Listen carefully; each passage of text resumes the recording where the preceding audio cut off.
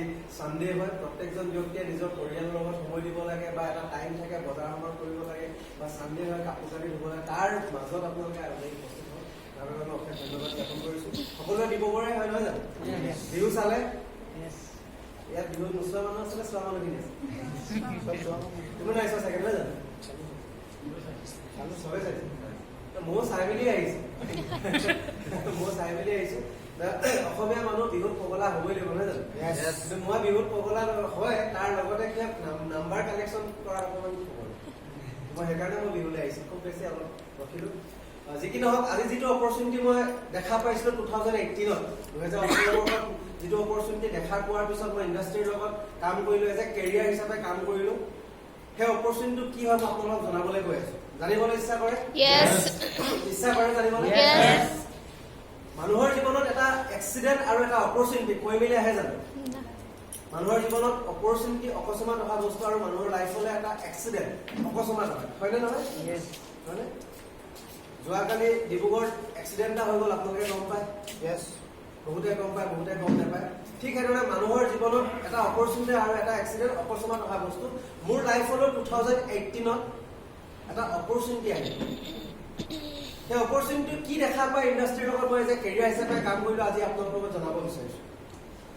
আমি ইয়াত প্ৰত্যেকজন ব্যক্তি লাইফটোত জীয়াব আহিছোঁ নে লাইফটো কটাব আহিছোঁ প্ৰত্যেকজন ব্যক্তি আমি লাইফটো জীয়াব আহিছোঁ হয়নে বৰ্তমান সময়ছোৱাত আমি যিখিনি কৰ্ম সংস্থাপনৰ লগত জড়িত হৈ আছোঁ সেই কৰ্মখিনিৰ পৰা আমি লাইফটো জীয়াইছোঁ নে লাইফটো কটাইছোঁ আমি লাইফটো কটাই আছো এটা মোৰ বা আপোনাৰ বুকুৰ আত্মাই কি বিচাৰিছে লাইফটো জীয়াব বিচাৰিছে এগ্ৰি কৰে এগ্ৰি কৰে মোৰ লাইফটো কি কৰিছে 2018 লৈকে লাইফটো জীয়াই থকা এটা অপৰচুনিটি বিচাৰি আছিল কেইটামান বস্তু মানুহ এজনে প্ৰকৃত মানুহ এখন পৃথিৱীৰ প্ৰকৃত মানুহ এজনে কেইটামান বস্তু বৰ অন্তৰৰ পৰা বিচাৰি থাকে কোনকেইটা বস্তু জানিব বিচাৰে জানিবলৈ প্ৰকৃত এজন মানুহে কি বিচাৰে নিজৰ জীৱনত ফাইনেন্সিয়েল ফ্ৰীডম এটা বিচাৰে ফাইনেন্সিয়েল ফ্ৰীডম মানে কি ৰিসেন্টলি বহাগ বিহু চলি আছে নহয় জানো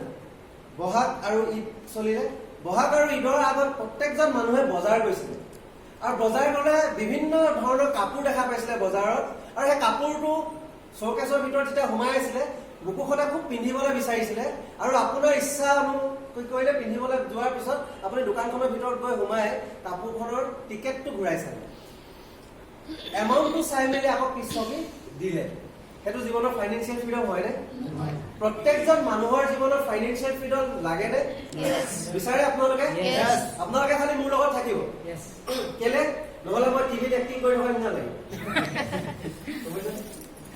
ফাইনেন্সিয়েল ফ্ৰীডম বিচাৰে মোৰ বুকুখনে বিচাৰিছে ফাইনেন্সিয়েল ফ্ৰীডম 2 নম্বৰতে ফেমিলি সিকিউৰিটি বিচাৰে ফেমিলি সিকিউৰিটি বিচাৰে নে বিচাৰে ফেমিলি সিকিউৰিটি এনেকুৱা এটা বস্তু হয় যে আমি কাম কৰি আছো ঘৰলৈ পইচা আহি আছে হঠাৎ যদি ইনকেছ যদি কিবা এটা হৈ যায় ঘৰলৈ পইচা আহি থাকিবনে সেইটো ফেমিলি সিকিউৰিটি বুলি কয় নে লখিমপুৰৰ এজন ল'ৰা ডিফেন্সত কৰা এজন ল'ৰা 23 বছৰ বয়সত হাৰ্ট এটেক হৈ ঢুকালে তাকো মাৰ্চ ফাৰ্ষ্ট কৰি থকা অৱস্থাত আৰু তেখেতৰ পিতৃ মাতৃ এজনেই সন্তান আছিল আৰু পিতৃ মাতৃয়ে পঢ়াই শুনাই সকলো পৰিশ্ৰম কৰি ল'ৰাটোৰ চাকৰিটো দি মেলি ঘৰখন চলোৱাৰ আশালৈ জীয়াই আছিলে কিন্তু হঠাৎ তেখেতে ঢুকাই গ'ল এতিয়া পৰিয়াললৈ ইনকাম আহিবনে সেইটো ফেমিলি সিকিউৰিটি হয়নে ইয়াত বহি থকা প্ৰত্যেকজন মানুহে ফেমিলি সিকিউৰিটি বিচাৰে বিচাৰো 3 নম্বৰতে আমি টাইম ফ্ৰীডম বিচাৰো ইয়াত বহি থকা প্ৰত্যেকজন মানুহে জীৱনত টাইম ফ্ৰীডম আজি মেক্সিমাম মানুহক যদি সোধে আমুকলৈ যাব নেকি একদম সময় নাই দেই আপুনি মোক সময় অকণমান দিব নেকি সময় নাই দেই কিয় সময় নাই তেখেতৰ জীৱনত টাইম ফ্ৰীডম বোলা বস্তুটো নাই আজি প্ৰত্যেকজন ব্যক্তিৰ টাইম ফ্ৰীডম বোলা বস্তুটো নাই টাইম ফ্ৰীডম আপোনালোকে বিচাৰে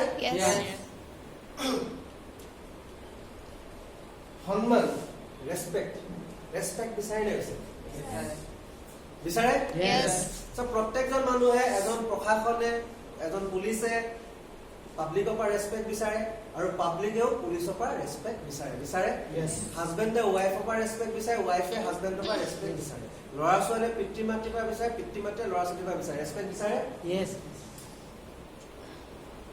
ছ'চিয়েল এক্টিভিটি সমাজখনৰ কাৰণে কিবা এটা কৰি যাব মন যায় নে নাযায় সমাজখনক কিবা এটা দি যাব মন যায় নে নাযায় যি ধৰণে আমাৰ সমাজৰ মহাত্মা গান্ধীয়ে দি গৈছে যি ধৰণে আমাৰ সমাজৰ লক্ষ্মীনাথ বেজবৰুৱাই দি গৈছে যি ধৰণে আমাৰ জ্যোতিপ্ৰসাদ আগৰৱালাই দি গৈছে হয়নে যি ধৰণে আমাৰ জুবিন গাৰ্গেও বহুত বস্তু দি গৈছে ভূপেন হাজৰিকাদেৱে দি গৈছে আমাৰো মন যায় নে বাৰু সমাজখনক কিবা এটা দিবলৈ কাৰণে সমাজখনক দি যায় মানে জীয়াই থকা অৱস্থাত সমাজখনক কিবা এটা দি যাবলৈ আমাৰো মন যায় বিচাৰে এই 4টা গুণ 1 2 3 4 5টা গুণ প্ৰত্যেকজন মানুহে বিচাৰে মোৰ অন্তৰেও এই 5টা গুণ বিচাৰি আছে 2018 18 বৰ্ষত মোৰ লাইফলৈ এনেকুৱা এটা অপৰচুনিটি আহিলে যিটো অপৰচুনিটি দেখাৰ পোৱাৰ পিছত মই বিচাৰি পাইছিলো সেই বিচাৰি থকা 5টা বস্তু মই বিচাৰি পাইছিলো আপোনালোকে জানিব বিচাৰে কি অপৰচুনিটি দেখাৰ পোৱাৰ পিছত ইণ্ডাষ্ট্ৰীত মই আহিলো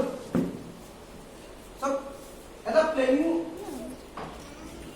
এখন কিতাপ পাইছিলো যে কিতাপখনৰ নাম আছিল ৰিচ ডেড পুৰ ডেড অসমীয়াত আছে ধনী দেউতা আৰু দুখীয়া দেউতা এখন পৃথিৱীৰ ধনী মানুহে ধনী ৰাস্তালৈ গৈ আছে আৰু দুখীয়া শ্ৰেণীৰ মানুহ দুখীয়া শ্ৰেণীলৈ গৈ আছে হয় নে নহয় বাৰু এগ্ৰী কৰে এখন পৃথিৱীৰ ধনী মানুহ ধনী শ্ৰেণীলৈ গৈ আছে আৰু মধ্যবিত্ত পৰিয়ালবিলাক ক্ৰমান্বয়ে কি হৈছে ল' ক্লাছলৈ গৈ আছে দেখিছে চকুৰ আগত দেখিছে তো মই এখন কিতাপ পাইছিলো কিতাপখনৰ নাম হৈছে ৰিচ ডেড পুৰ ডেড সেই ৰিচ ডেড পুৰ ডেড বুকখনত এনেকুৱা এটা ফৰ্মুলা আছে যিটো ফৰ্মুলা যিকোনো এজন ব্যক্তিয়ে যদি জীয়াই থকাৰ অৱস্থাত যদি ইউজ কৰিব জানে সেই ফৰ্মুলাটো যদি ইউটিলাইজ কৰিবলৈ যদি শিকি ল'ব পাৰে তেতিয়া সেই মানুহজনৰ জীৱনলৈ financial freedom family security time freedom respect আৰু ছ'চিয়েল এক্টিভিটি আহিব বুলি কোৱাৰ সম্ভাৱনা আছে জানিব বিচাৰে ফৰ্মুলাটো কি হয় তো পৃথিৱীৰ প্ৰত্যেকজন মানুহে ইনকাম কৰে নহয় বাৰু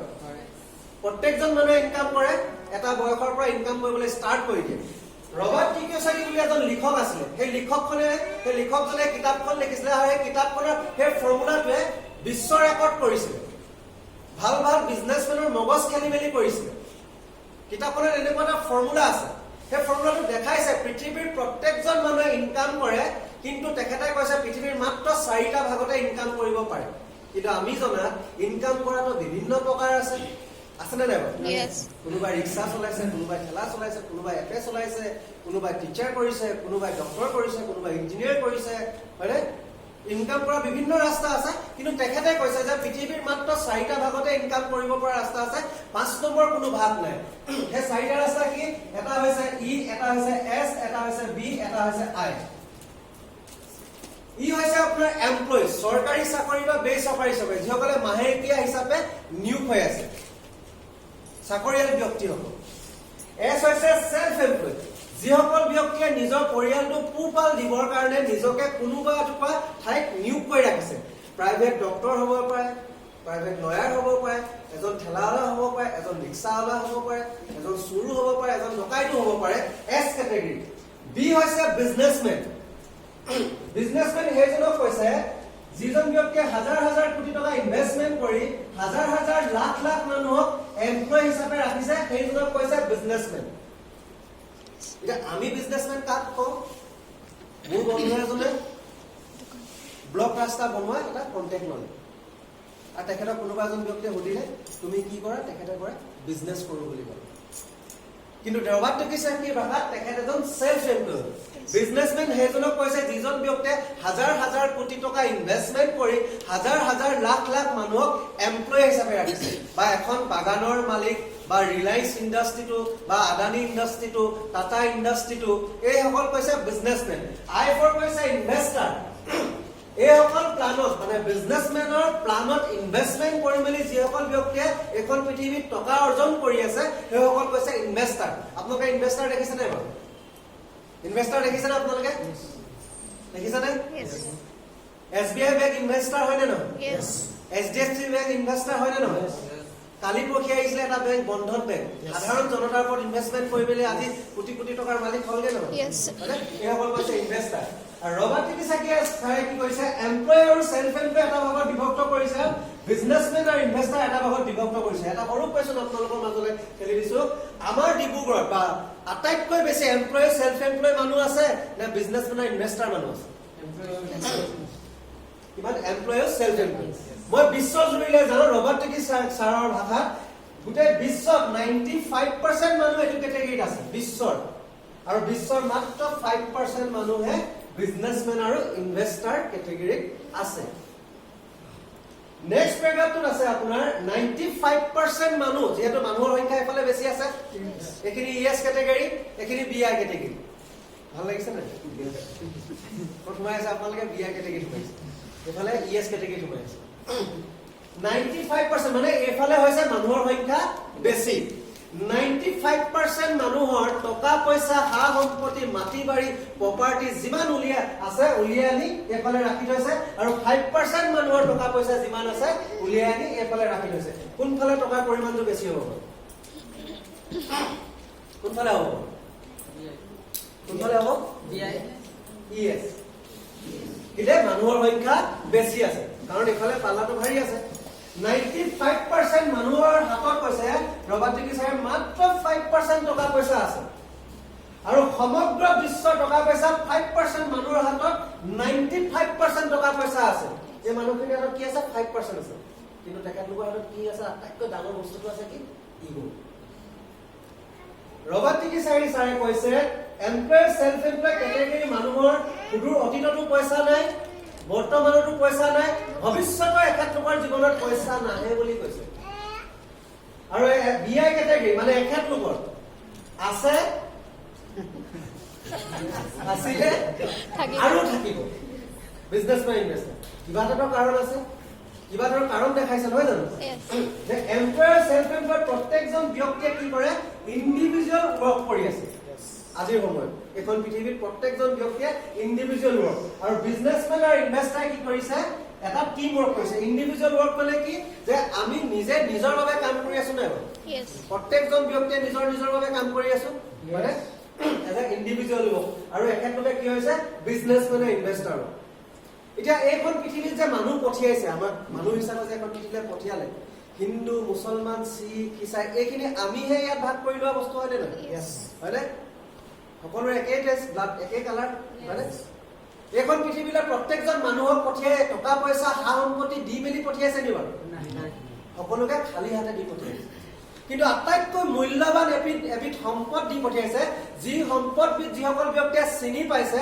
আজি সেই সম্পদবিধ চিনি পোৱাৰ পিছত কিছুমান ব্যক্তি মিলিয়নাৰ্ছ বিলিয়নাৰ্ছ হৈছে জানিব বিচাৰে সম্পদ কি হয় কোনো ব্যক্তিক টকা পইচা আমাৰ হাতত দি পঠিয়ালে আটাইতকৈ মূল্যৱান সম্পদবিধ দি পঠিয়াইছে যে 24 ঘণ্টা এটা সময় দিছে এই সময়কণ লৈ মেলি যোৱাগে পৃথিৱীখনলৈ তাৰ ভিতৰত কিছুমান ব্যক্তিয়ে কৰ্ম কৰি মিলিয়নাৰ্ছ বিলিয়নাৰ্ছ হৈ আছে কিছুমান ব্যক্তিয়ে কম্প্ৰমাইজিং লাইফ জীয়াই আছে হয় আছে নে সেই 24 ঘণ্টা সময় এমপ্লয়াৰ সেলফ এমপ্লয় একে সময় পাইছে বিজনেছমেন আৰু ইনভেস্টাৰ টকা পইচা আছে বুলি ভগৱানে সময়খন বেছিকে দি দিছে নি বাৰু এক ছেকেণ্ড আপোনালোকে কিনিব পাৰিছে নি সময় টকা পইচা পিছে আপোনালোকে বিজনেছমেন ইনভেস্টাৰ কেটেগৰী আছে হয়নে এমপ্লয়াৰ সেলফ এমপ্লয় 24 ঘণ্টা পাইছে বিজনেছমেন ইনভেস্টাৰ 24 ঘণ্টা পাইছে কিন্তু 24 ঘণ্টাৰ ভিতৰত এজন এমপ্লয়াৰ সেলফ এমপ্লয় কিমান ঘণ্টা কাম কৰে 8 পৰা 10 পৰা 12 ঘণ্টা কাম কৰে 24 ঘণ্টা কোনোবা ব্যক্তি কাম কৰিব পাৰে নি বাৰু 8 পৰা 12 ঘণ্টা কাম কৰে 24 ঘণ্টাৰ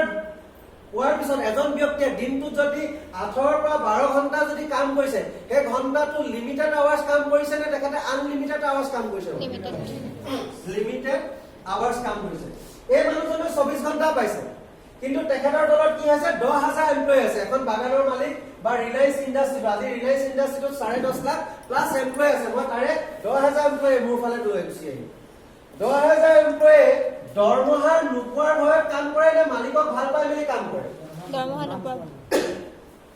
নোপোৱাৰ ভয়তে কাম কৰে টাইমত যে মই কালি শুনিলো ইয়ামাহা ডিলাৰটোত কৈছে যে মোক কৈছে কষ্টটা মই যদি কেনেবাকে 2টা বজাত যদি ওলাই আহো মোৰ হাফ ডে পৰিব মই 4টা বজাত যদি ওলাই আহো তথাপিও মোৰ হাফ ডে পৰিব মানে তেখেতে দৰমহাৰ নোপোৱাৰ ভয়ত টাইমটো তেখেতক দি আছে 8 ঘণ্টা 8 ঘণ্টাকে যদি এজন ব্যক্তিয়ে দি থাকে এটা দিনত কিমান হ'ব 80,000 ঘণ্টা।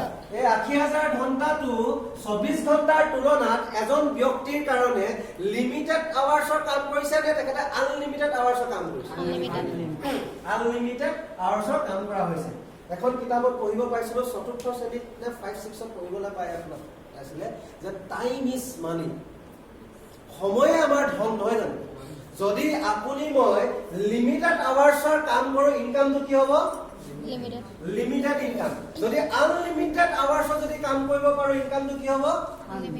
আনলিমিটেড ইনকাম হ'ব। কিন্তু ৰবাটিকি ছাৰে খুব ভাল কথা এটা কৈছে, এমপ্লয় আৰু সেলফ এমপ্লয় যোগ্যতাৰ অৰ্হতাৰ অনুসৰি কোনোবা এজন ব্যক্তিয়ে লাখ 1.5 লাখ টকা ইনকাম কৰিব পাৰে, কিন্তু তেখেতৰ জীৱনৰ হেতু লিমিটেডহে ইনকাম বুলি কৈছে। এইখিনি বুজি পালে? যে ইনকাম যদি আপোনাক বেছি লাগে, তেতিয়াহ'লে আপুনি মই কি কৰিব লাগিব? টাইমটো কম্পাউণ্ড কৰিব জানিব লাগিব। মই এখিনিলৈকে সম্পূৰ্ণ ক্লিয়াৰ হলো। মোৰ যদি ধনী হোৱাৰ ইচ্ছা আছে, তেতিয়াহ'লে মই টাইমটো কম্পাউণ্ড কৰিব জানিব লাগিব। এমপ্লয় আৰু সেলফ এমপ্লয় আটাইতকৈ ট্ৰেজেডি ইনকাম এটা আছে, আটাইতকৈ দুখৰ ইনকাম, আটাইতকৈ হাই এডুকেটেড হাই কোৱালিফাইড ব্যক্তিসকলে এখন হয় নাই বাৰু? আপোনালোক হয় নে? এমপ্লয় সেলফ এমপ্লয় নহয় জানো? আটাইতকৈ হাই, এখন পৃথিৱীৰ আটাইতকৈ হাই এডুকেটেড হাই কোৱালিফাইড ব্যক্তিসকলে এখন নহয়, সেইখিনি নহয় জানো? কিন্তু আটাইতকৈ ট্ৰেজেডি ইনকামটো হৈছে এখেতলোকৰ এক্টিভ ইনকাম। বিজনেছমেন আৰু ইনভেষ্টাৰ ইনকামটো হৈছে এটা পেছিভ ইনকাম। এক্টিভনো কি, পেছিভনো কি? এক্টিভ সেইকেইটা ইনকাম কৈছে যেতিয়ালৈকে মানুহজন কামটোৰ লগত সক্ৰিয় হৈ থাকে, তেতিয়ালৈকে ঘৰখনলৈ পইচা আহি থাকে। যিদিনাখন তেখেত ইনএক্টিভ হৈ যায়, পইচা আহিবনে? আজি সময়ছোৱাতো পেঞ্চনো কাটিছে নহয় জানো? পেঞ্চনো নিদিয়া হৈছে বেলেগ বেলেগ চাকৰি। মানে কামটোৰ লগত যেতিয়ালৈকে লাগি থাকিব, মানে এজন ডক্টৰে যেতিয়ালৈকে অপাৰেশ্যন কৰি থাকিব, তেতিয়ালৈকে ঘৰখনলৈ পইচা আহি থাকিব। অপাৰেশ্যন কৰিব নোৱাৰা হ'ব, পইচা বন্ধ হৈ যাব। এজন এডভোকেটে কোৰ্ট যাব লাগিব, কেছ পাব লাগিব, পইচা আহিব। কেছ নাই, পইচা নাই। দোকানীয়ে দোকানৰ চাটাৰখন খুলিব লাগিব, পইচা আহিব। চাটাৰ বন্ধ, পইচা নাই। গাড়ী চালকে গাড়ী চলাব লাগিব, পইচা আহিব। গাড়ী চলাব নোৱাৰে, পইচা নাই। লকডাউনত এটা জিন্দা লাছ হৈ গৈছিলে নাই মানুহবিলাক, হয়নে? যে আটাইতকৈ ট্ৰেজেডি ইনকামটো হৈছে এক্টিভ ইনকাম। বিজনেছমেন আৰু ইনভেষ্টাৰ ইনকামটো কৈছে পেছিভ ইনকাম। কেনেকে পেছিভ ইনকাম?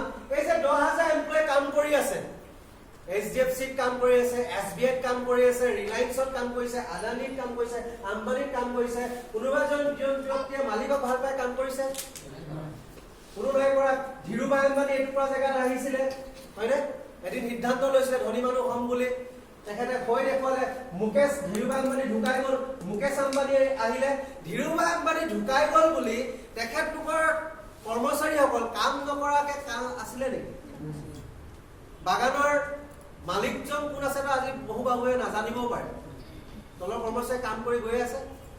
মানে এই চিটটোপাত কোন বহিছে মেটাৰ নকৰে। যেনেকে মুকেশ আম্বানী মৰি গ'লে কোন আহিব? ৰাহুল আম্বানী আহিব। এতিয়া ৰাহুল আম্বানী আহি গ'ল বুলি আমি জিঅ' চিমখনৰ ৰিচাৰ্জ নকৰাকে থাকিম নেকি? আমি এজন গুড এমপ্লয় হয়, মাহে মাহে আমি ৰিচাৰ্জ কৰোঁ, গম পাইছেনে?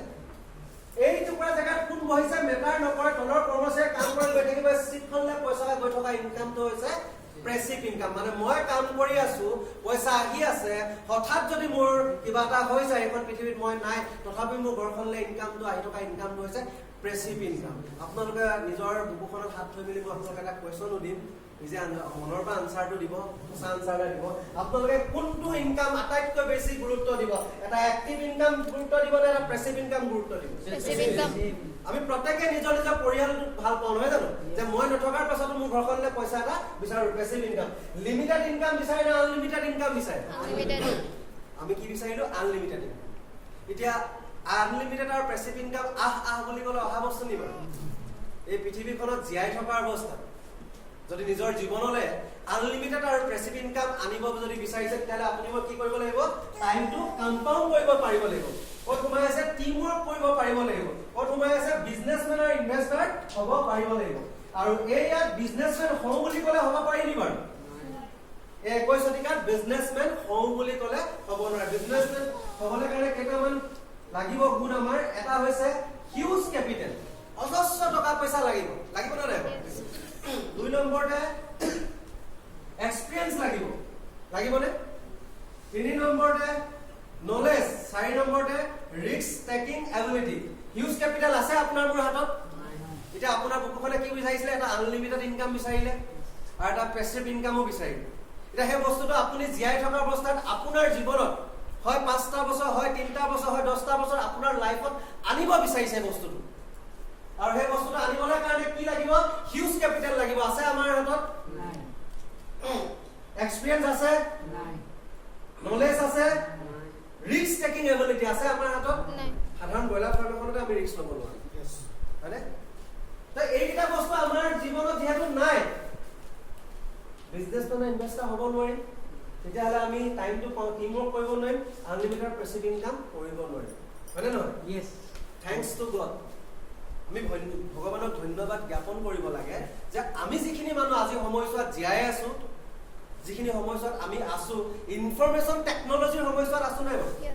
ইনফৰমেশ্যন টেকনলজিয়ে বিভিন্ন পুৰণা বস্তুবিলাক মাৰি আহি আছে, নতুন বস্তুবিলাক আৱিষ্কাৰ কৰিছিলে নাই বাৰু? কোনোবাই ভাবিছিলে নিজে চিডি কেছেটক মাৰি দিব বুলি? মাৰিলে নে?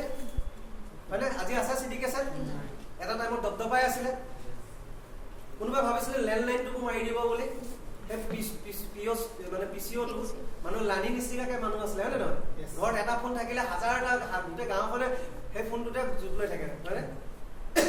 কোনোবা ভাবিছে ইনফৰমেশ্যন টেকনলজিয়ে এনেকুৱা এটা ব্যৱসায় আমাৰ হাতত দি দিছে আজিৰ সময়ছোৱাত, without huge capital, experience, knowledge, risk taking ability নোহোৱাকৈ ব্যৱসায়টো কৰিব পাৰে। এই ব্যৱসায়টোৰ নাম হৈছে ডাইৰেক্ট চেলিং নেটৱৰ্ক মাৰ্কেটিং।